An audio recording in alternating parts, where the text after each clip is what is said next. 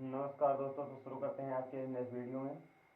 पिछले वीडियो में हमने क्वेश्चन नंबर 1 कंप्लीट कर लिया था। आज क्वेश्चन नंबर 2 है।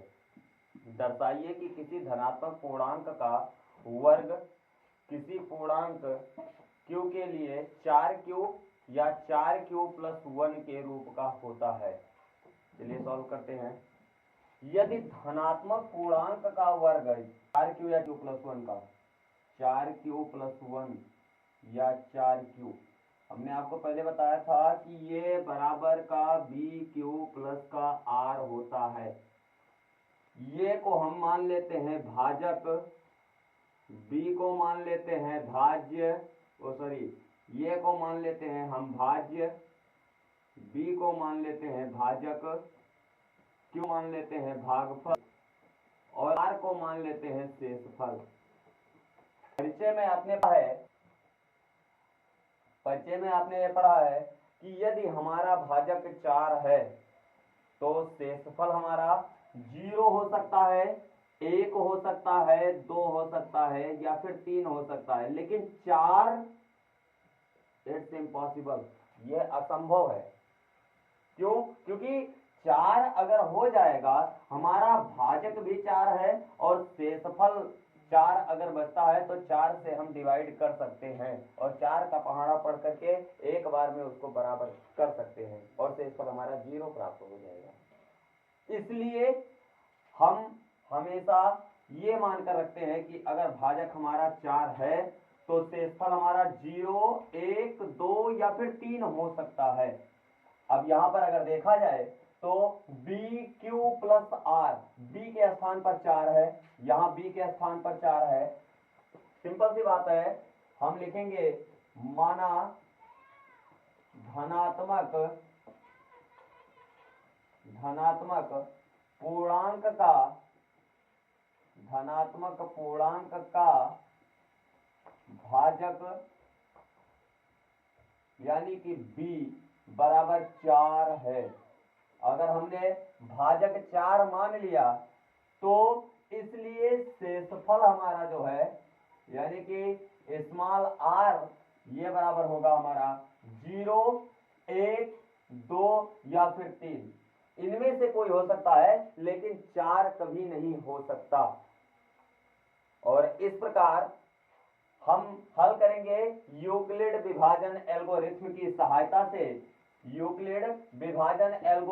सहायता से हम इसे हल करेंगे। तो यहां पर क्या लिख सकते हैं, अतः यूक्लिड विभाजन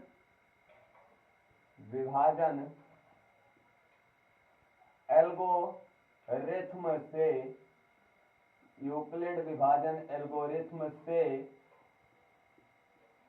ये बराबर का BQ प्लस का R। अब यदि भाजक हमने 4 माना ही है, शेषफल को यदि हम 0 माने तो क्या होगा, यदि R बराबर 0 हो तो क्या मिलेगा, ये बराबर B के स्थान पर हो गया 4, Q प्लस R के स्थान पर 0 हो गया और फाइनल हमको मिला 4Q, ये बराबर मिला 4Q। लेकिन हमको बताया है कि धनात्मक पूर्णांक का वर्ग 4Q या 4Q प्लस 1 के रूप का होता है। धनात्मक पूर्णांक का वर्ग किए वर्ग करते हैं, दोनों पक्षों का वर्ग करने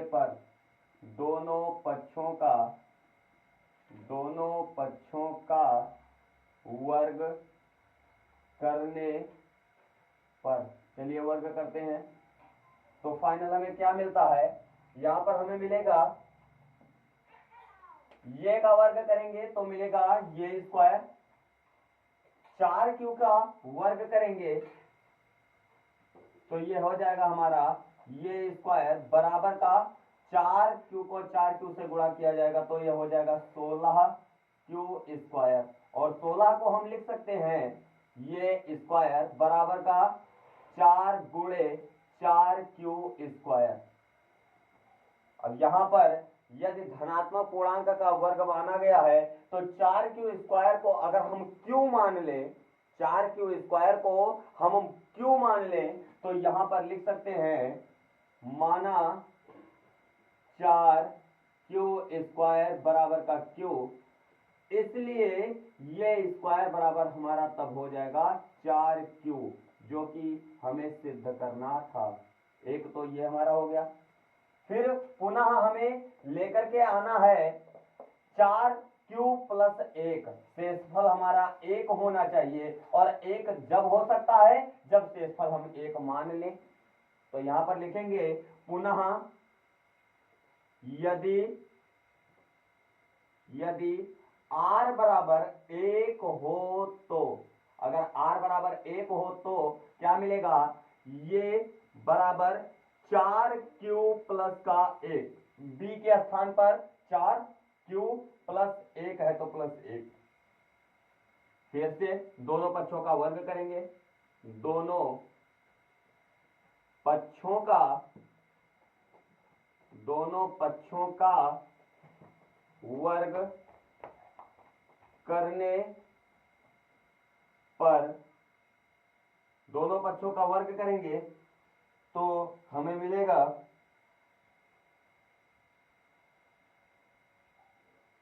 ये स्क्वायर बराबर 4q+1 का होल स्क्वायर, और ये हो जाएगा ये स्क्वायर बराबर का 4q का स्क्वायर होगा 16q² प्लस 1 का स्क्वायर होगा 1, और प्लस हो जाएगा हमारा 4 दूनी 8q, क्योंकि ये लिखा हुआ है ये प्लस बी का होल स्क्वायर का रूप, और ये प्लस बी का हमें पता है ये प्लस बी का होल स्क्वायर बराबर क्या होता है, ये स्क्वायर